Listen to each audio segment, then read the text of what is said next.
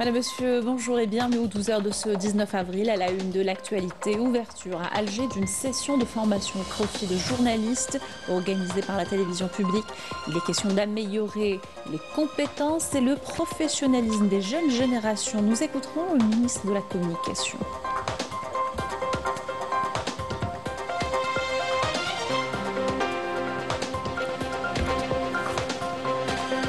Réaffirmation internationale de la justesse de la cause sahraoui à l'occasion du 10e congrès de l'Union générale des travailleurs sahraouis de Saria al-Hamra.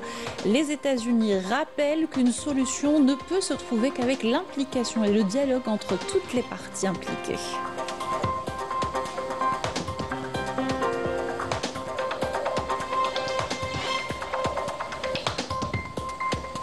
Les tensions entre l'Algérie et la France, largement alimentées par le ministre français de l'Intérieur. Il est motivé par des ambitions personnelles, lui qui accumule les écarts de conduite. Les détails tout à l'heure.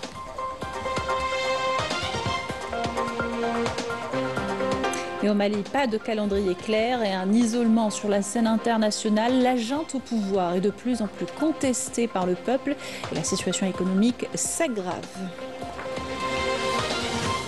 Bienvenue à tous, heureuse de vous retrouver. Je vous disais en titre, ouverture ce matin par le ministre de la Communication d'une formation au profit des journalistes à Alger. La session de 2 jours est organisée par la télévision publique et vise à renforcer les compétences et le professionnalisme des jeunes journalistes. Améliorer également la qualité de leur travail journalistique. Manal Abdi chez Meliam Damis pour les détails. Les rencontres régionales avec les journalistes et professionnels des médias se poursuivent. Après Oran, c'est à Alger que le ministre de la Communication, Mohamed Mziane, a poursuivi ses échanges autour des enjeux du secteur en mettant l'accent sur l'importance de la formation. La formation doit d'abord être considérée comme un investissement. Elle doit être perçue comme une valeur ajoutée tant pour l'institution que pour l'individu. Elle doit s'appuyer sur des savoirs variés car l'idée d'une convergence entre théorie et pratique ou entre le savoir académique et l'expérience de terrain a disparu. L'Algérie connaît une dynamique économique, sociale, politique et culturelle que les ennemis de ce pays ne peuvent ignorer. Face à cela, il nous revient en tant que journalistes d'être en première ligne. Avec le poids, l'influence et le lien qu'entretient la télévision algérienne, nous le disons avec humilité mais aussi avec responsabilité, elle doit être la locomotive de cette riposte. Le ministre de la Communication a insisté sur l'importance de renforcer le lien entre la formation universitaire et le monde professionnel. Nous devons dès maintenant réfléchir à la manière de créer des rencontres positives pour que l'étudiant, avant même d'être diplômé, ait une connaissance concrète de la réalité du milieu médiatique. Cette approche vise à renforcer l'ensemble du secteur médiatique en garantissant une meilleure adéquation entre la formation et les exigences du monde professionnel. Le secrétaire d'État chargé de la communauté nationale à l'étranger a entamé ce samedi une visite de travail à Bruxelles où il a rencontré des chefs d'entreprise, investisseurs et membres de la diaspora algérienne de Belgique et du Luxembourg. Il s'agit de renforcer les liens entre l'Algérie et la communauté nationale établie à l'étranger et faire de cette dernière un acteur dynamique du développement économique du pays. Pas de règlement de la question sahraoui sans l'implication de l'accord de toutes les parties impliquées. Le conseiller de la Maison-Blanche pour l'Afrique a été clair. Les États-Unis soutiennent un dialogue ouvert pour arriver à une solution définitive, rappelant que plus de 200 000 Sahraouis réfugiés en Algérie sont concernés. Walid Yousfi. Le conseiller spécial de Trump pour l'Afrique a été on ne peut plus clair quant à la position des États-Unis vis-à-vis de la situation prévalente au Sahara occidental, en réaffirmant une fois de plus dans cette entrevue accordée à la chaîne El Hadith à qui veut l'entendre que son pays est favorable au dialogue et à une solution mutuellement acceptable, une position qui constitue un camouflet au Marzen. L'Algérie est prête à accepter toute solution que le Polisario accepte. Dès que le Polisario accepte une solution, l'Algérie s'y rallie. Revenons à la déclaration de Trump en 2020. Bien qu'il ait accordé une forme de souveraineté au Maroc, il y avait aussi des propos très importants. Il était question clairement de dialogue et de parvenir à une solution satisfaisante pour toutes les parties. Cette déclaration vient confirmer et confronter, si besoin est, la position que l'Algérie a de tout temps prônée. Aucune solution ne serait envisageable si elle ne prend pas en considération les revendications du peuple sahraoui. Le conseiller spécial de Trump rappelle ainsi que près de 200 000 réfugiés sahraouis ont été accueillis par l'Algérie, un pays qui a toujours soutenu le Sahara occidental, notamment sur la scène internationale. Au même moment, le peuple sahraoui continue de revendiquer son droit à l'autodétermination conformément au droit international. Reconnu par l'ONU comme un territoire non autonome, le Sahara occidental attend toujours l'organisation d'un référendum reporté à plusieurs reprises. Poursuite des travaux du 10e congrès de l'Union générale des travailleurs sahraouis de Saria al-Hamra et Oued al-Dahab. L'événement qui s'est ouvert hier au camp de Dakhla des réfugiés sahraouis a enregistré une large participation de plus de 400 délégués de travailleurs sahraouis et de représentants de syndicats étrangers solidaires avec la cause sahraoui. Un espace important pour réaffirmer les droits du peuple sahraoui et le soutien international à cette cause juste. Amar Touaguine, Raouf Hamouch. La légitimité du Front Polisario et ses positions constantes en faveur du droit du peuple sahraoui et l'autodétermination ont été réaffirmées lors du 10e congrès de l'Union des travailleurs de Saria al-Hamra et Oued al-Dahab. Un événement qui a réuni des participations des 4 coins du monde venus exprimer leur solidarité avec le peuple sahraoui. Le Conseil de sécurité des Nations Unies a tenu il y a quelques jours une session de consultation sur la question du Sahara occidental. Le Front Polisario a réaffirmé sa disposition en coopération avec les Nations Unies, et ce dans le but de mettre fin au colonialisme dans la région. Il a également rappelé la responsabilité du Conseil de sécurité et de l'ONU en général dans la garantie d'une solution juste et équitable au conflit. La solidarité avec le peuple sahraoui a pris une dimension internationale. Plusieurs associations et syndicats pour les droits des peuples opprimés ont mobilisé leurs efforts à travers des mouvements de solidarité pour porter cette question au niveau mondial et rendre justice aux Sahraouis. Nous souhaitons exprimer notre solidarité avec la cause sahraoui ainsi que notre soutien à la campagne internationale menée pour la libération des prisonniers politiques sahraouis. Une campagne de solidarité a déjà commencé en France en direction de l'Espagne pour sa dernière étape. Nous sommes ici pour exprimer notre soutien avec le peuple sahraoui et travailleurs sahraouis qui luttent pour la liberté et l'indépendance. L'Union des travailleurs algériens est présente aujourd'hui en force pour apporter son soutien à l'Union générale des travailleurs de Saria al-Hamra et Oued al-Dahab. J'ai été impressionné par la qualité de l'organisation et par la détermination du peuple sahraoui qui m'a profondément marqué.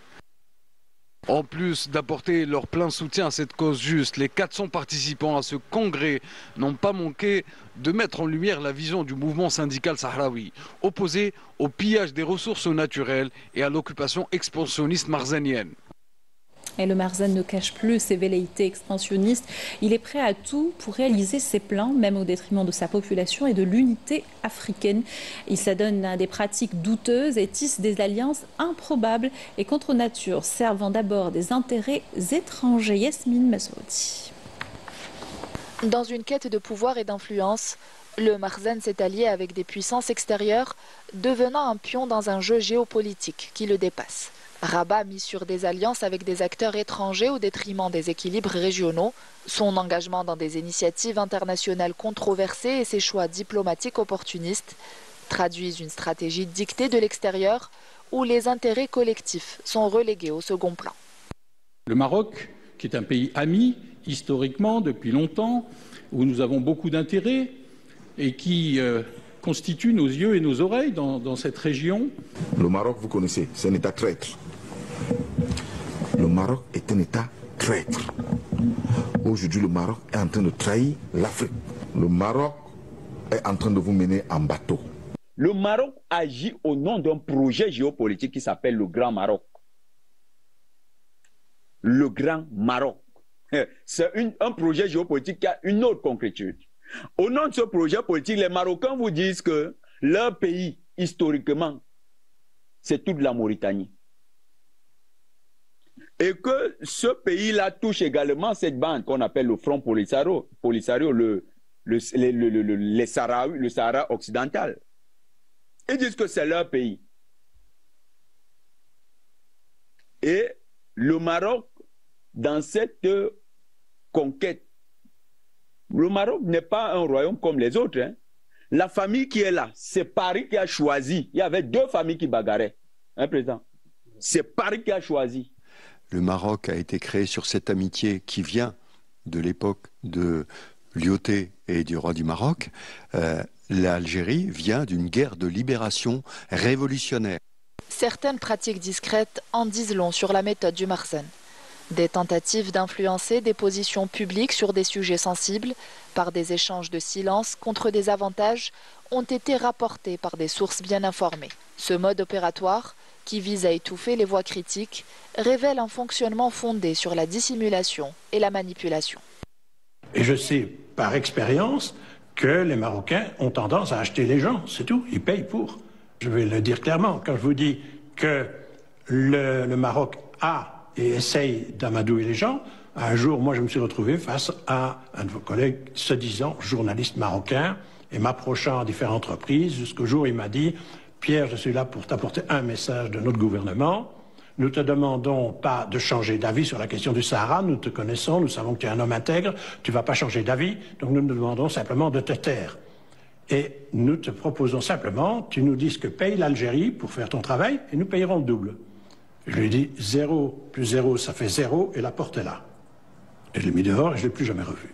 Donc c'était un envoyé du gouvernement marocain. Le Maroc fait ça depuis des années.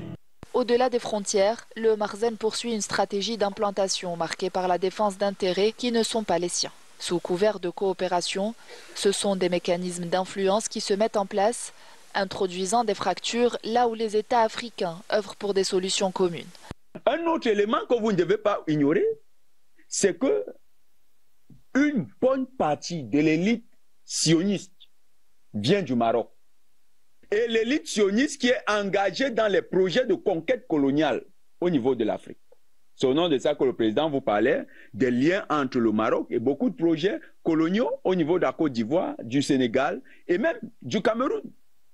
Vous avez l'exemple le plus patent, le fameux Attijari Wafa Bank.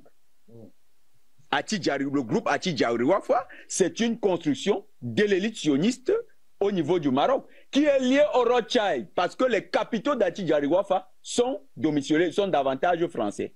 Le sionisme marocain au service du grand sionisme occidental qui se perpétue dans le royaume du Maroc. Donc, les Marocains sont une sorte d'armée pour le grand sionisme mondial. En agissant ainsi, Rabat se positionne comme un facteur de déséquilibre, propageant des logiques importées qui entravent les initiatives autonomes et desservent les dynamiques africaines.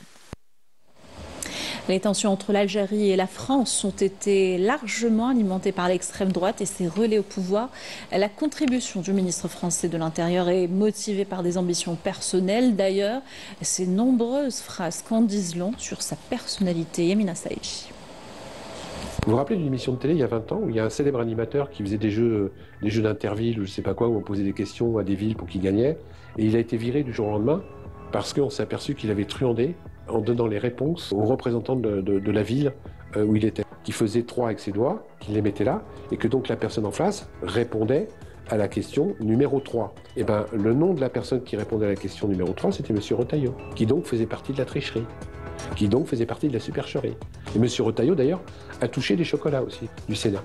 Et lui, il a été plus intelligent que les autres parce qu'il a appelé ça des remboursements. Donc il a fourni quelques justificatifs. Mais c'était comme de l'argent qu'il ne devait pas toucher. On a dit son nom, je ne me souviens plus. Oui, Bruno Retailleau. Bruno Retailleau, voilà. Un prénom de Vendée. Voilà, hein, sur les lèvres, on lit bien l'A2 apparemment. On lit bien l'A2. C'était il y a des années, sur le plateau d'un jeu télévisé. Bruno Retailleau, alors jeune élu vendéen, trichait en direct devant des millions de téléspectateurs. Ce n'était pas une scène cocasse, mais plutôt un avant-goût du personnage. Dans l'attitude de Retailleau, ce jour-là, transparaissait déjà la duplicité. Le mensonge facile, le goût du coup bas. Rien d'étonnant aujourd'hui, cette vidéo ne fait que confirmer ce que beaucoup savaient déjà.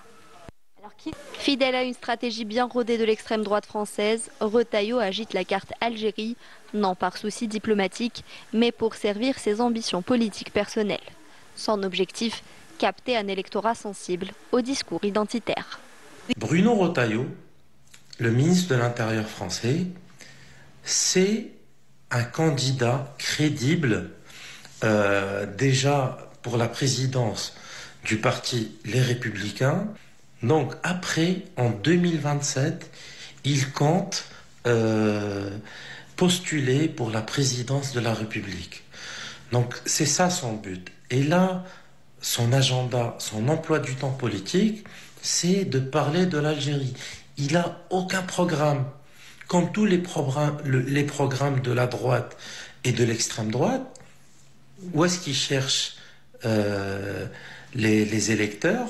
C'est en attaquant l'Algérie. Donc si on veut repartir dans la confrontation que le président de la République avait heureusement arrêté, déclenchée par Bruno Retailleau pour je ne sais quel projet présidentiel, parce qu'il a dû penser que ça faisait bien d'attaquer l'Algérie. Votre ministre de l'Intérieur s'est illustré par ses déclarations racistes en qualifiant une partie de nos concitoyens de Français de papier. Il s'improvise en diplomate avec l'Algérie, mais n'est en finalité qu'un piètre agitateur. Pour qui se prend Bruno Retailleau? À vouloir provoquer une tension insupportable pour des millions de Français qui vivent une relation directe d'affection et de fraternité respectueuse avec le peuple algérien. La dégradation des relations entre Alger et Paris ne relève ni du hasard, ni d'un simple malentendu diplomatique. C'est bien les provocations méthodiques, soigneusement orchestrées par certains responsables français, qui ont attisé les tensions. En tête de file de l'extrême droite, Bruno Retailleau, qui depuis plusieurs mois multiplie les déclarations hostiles, alimente un discours stigmatisant, marqué par une vision étroite de l'identité et une animosité persistante envers l'Algérie.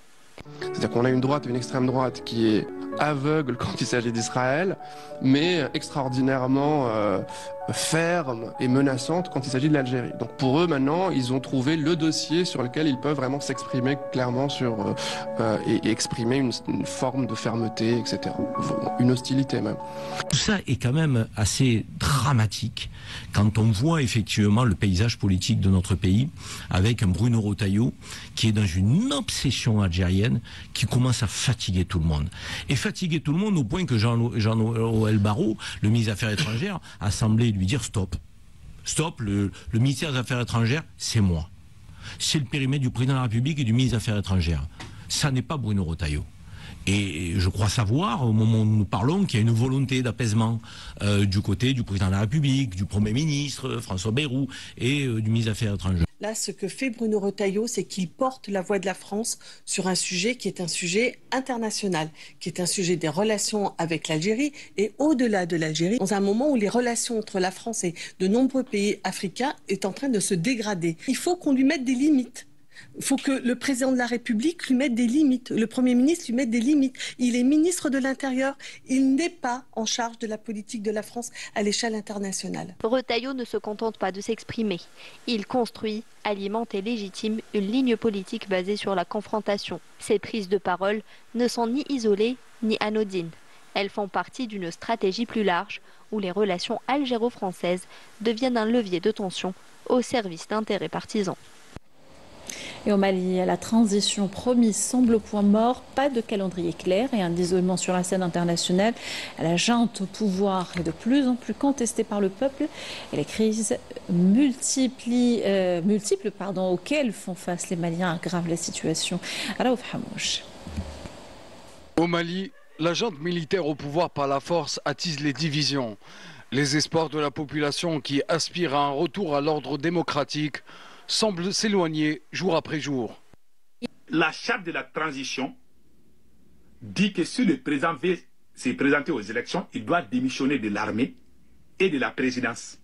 Normalement, le président Assimi Goïta devait démissionner le 15 janvier passé. Malheureusement, le président Assimi Goïta a changé son avis. Il dit qu'il ne va pas démissionner. Pourtant, la charte de la transition lui dit de démissionner. 3 ans après le putsch mené par Goïta, chef de la transition au Mali en manque de légitimité, est prêt à tous les dépassements pour se maintenir au pouvoir, qu'il a usurpé et répond à des agendas étrangers. Goïta pousse le pays vers un avenir incertain et risque de déstabiliser tout le voisinage. Que l'Algérie reste un acteur important pour toutes les questions du nord de notre pays. Je vous donne juste un exemple pratique. L'Algérie a fermé ses frontières depuis quelques jours et le prix du litre de carburant à Gao, c'est 5 000 francs CFA. Il a fallu cette situation-là pour que nous, les Ivoiriens, on soit informés que c'est l'Algérie qui vous donne le carburant. Pourtant, vous avez crié ici sur tous les toits que les Algériens voulaient votre carburant. Vous avez crié sur tous les toits ici que les Algériens voulaient votre carburant. L'Algérie est le seul pays au monde qui donne aux étudiants la bourse. Le logement est assuré, la restauration est assurée. L'Algérie est le pays où un enfant de pauvre peut venir étudier sans se soucier de quoi que ce soit. Résultat, une population à bout de souffle, prise en étau entre dérive autoritaire et précarité croissante. Ça chauffe entre les politiciens et le président Assimi Goïta. Les politiciens ont décidé de sortir de leur silence. Plus de 180 partis politiques se sont donné la main et ont juré de ne plus reculer. On ne va jamais nous manipuler encore. Ce que je vais dire, il n'y a personne au Mali qui va me contredire. Au Mali, la situation est d'une extrême fragilité avec l'unité nationale et l'intégrité territoriale qui sont menacées. La junte militaire au pouvoir est dans l'incapacité de réduire le risque posé par les groupes terroristes et les réseaux criminels. Les partenaires s'éloignent, les aides diminuent et les sanctions se répercutent lourdement sur une économie déjà fragile. Les attaques sionistes se poursuivent à Raza. Au moins 5 Palestiniens ont été tués ce matin et d'autres blessés dans des bombardements contre le camp de réfugiés de Khan Younes. Ce nettoyage ethnique méthodique pratiqué par l'entité sioniste ne date pas du 7 octobre 2023. Il est perpétré avec le silence, voire le soutien de certains pays pour assouvir leurs intérêts dans la région. Adel Boukhams. Raza, théâtre des crimes les plus odieux commis par l'entité sioniste, dispose d'importants gisements de gaz au large de ses côtes qui pourraient changer la donne de la situation géopolitique dans la région. C'est une des raisons pour lesquelles d'ailleurs cette guerre certainement a démarré, mais pas seulement. On sent bien que les compagnies internationales sont prépositionnées et qu'effectivement, avec la crise ukrainienne qui a aggravé encore les besoins en matière énergétique, il est probable que dans l'intérêt de certaines compagnies internationales qui sont des lobbies, il ne faut jamais les oublier, et bien dans leur intérêt commun, ils se disent qu'il est plus intéressant d'avoir un partenaire de type occidentalisé, puisque les sionistes sont partis occidentaux, et qui est favorable évidemment aux thèses néocoloniales que l'Occident a toujours eues. Est-ce que le fait qu'il y ait vraiment de très timides critiques de la part des principales capitales occidentales, eh bien, à l'évidence aussi, oui, parce que les intérêts sont liés à la fois aux questions géopolitiques, géostratégiques et surtout géoénergétiques. Il y a des accords, il y a des intérêts économiques que dépassent le conflit politique. Malheureusement, maintenant, ce qui se passe à Gaza, c'est de se débarrasser des Palestiniens. En fait. Et c'est pour ça qu'on parle de transfert. Ça veut dire que voilà, les Israéliens, ils veulent se débarrasser de chaque force qui peut déranger leurs accords économiques. Et comme ils disent, voilà, si ces gens ils ne comprennent pas leur intérêt économique, alors il n'y a pas de place pour eux dans cette formule, dans ces accords, il faut se débarrasser. Le champ gazier Marina est l'objet de convoitises des forces de l'occupation sioniste qui aspirent à se positionner sur le marché européen et faire face ainsi à la crise énergétique qui a battu de plein fouet le vieux continent. حقول مهمة جدا قبالة سواحل غزة وأهمها هو حقل مارين للغاز. Le champ gazier Marina se trouve à 36 km des côtes de Gaza. Il dispose de réserves de gaz estimées à plus de 32 millions de mètres cubes. Avec le champ de Borderfield, il pourrait économiser à l'autorité palestinienne 8 milliards de dollars des importations palestiniennes d'électricité et couvrira 50% des besoins des Palestiniens en électricité. هذا الحقل ظل مجمدا إلى يومنا هذا أي حوالي ما يقرب ربع قرن من الزمن وهذا نتيجة اعتراض الكيان الصهيوني على استغلال هذا الحقل الغازي. Lors du sommet du G20 qui s'est tenu à New Delhi le mois de septembre dernier, il a été décidé de construire un corridor ferroviaire et maritime reliant l'Inde au Moyen-Orient, à l'entité sioniste et à l'Europe, dans le but de favoriser la croissance économique, mais surtout pour contrer les projets des nouvelles routes de la soie, annoncés en grande pompe par la Chine.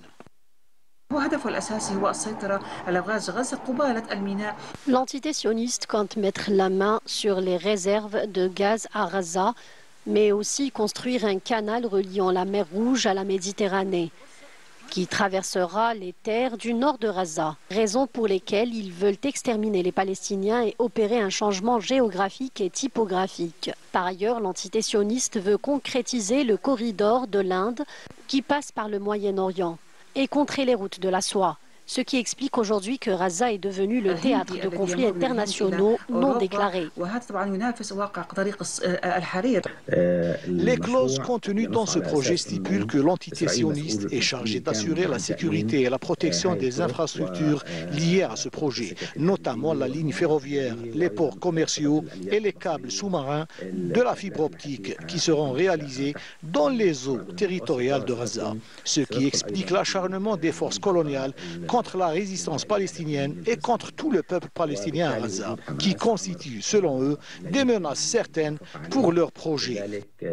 La bande de Gaza compte également des potentialités agricoles indéniables. Elle réussit à exporter chaque année près de 60 000 tonnes de légumes vers la Cisjordanie et les pays du Golfe, ainsi que des fraises vers l'Europe. Ces régions sont connues pour la fertilité de leurs grandes surfaces agricoles et l'abondance de leur production, qui couvre le tiers de la production agricole de l'entité sioniste. Ces terres sont réputées pour la production des fleurs et de l'agriculture.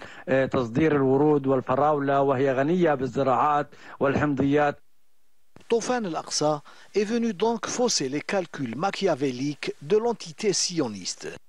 Est-ce pour autant suffisant pour expliquer la barbarie sans précédent dont cette entité a fait preuve jusqu'à aujourd'hui, ou encore expliquer le silence d'un Occident qui s'est longtemps présenté dans la peau du défenseur des libertés et des droits dans le monde? Retour dans le pays où le mois du patrimoine a débuté hier avec un thème alliant modernité et héritage. Il s'agit d'inclure l'intelligence artificielle dans la préservation du patrimoine. La vieille ville de Mila regorge de vestiges témoins de son histoire riche et millénaire. L'association des amis du vieux Mila, avec l'appui de chercheurs et spécialistes, lance une opération de sauvegarde et de numérisation de ces sites emblématiques. Reportage de Smaïl Belkhaïdir. Patrimoine d'une valeur inestimable, la vieille ville de Mila fait l'objet d'une restauration à même d'en faire à l'avenir un véritable musée à ciel ouvert. Nous avons programmé pour cette année et donc la numérisation d'autres sites qui ont une valeur historique. D'abord la première mosquée construite en Algérie, qui est la mosquée de Boumouhajer Dinar. Deuxièmement, les maisons des grands de cette révolution algérienne et de cette vieille ville qui sont Feu Bossouf et Feu Bentobal.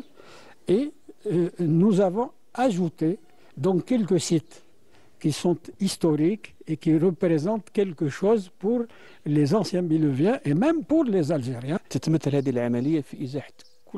L'opération consiste à éliminer toute menace pesant sur le patrimoine, en commençant par l'arrachage des arbres dont les racines endommagent les murs. Elle inclut également la réhabilitation des murs gravement détériorés, ainsi que le pavage des voies avec des pierres taillées. De nombreux sites emblématiques de la ville sont concernés par ces travaux, notamment le site de Sidi Sadoun. Cette opération s'inscrit aussi dans une démarche plus large visant à ouvrir la ville pour en faire un véritable musée à ciel ouvert, reflétant les multiples civilisations qui s'y sont succédées au fil des siècles.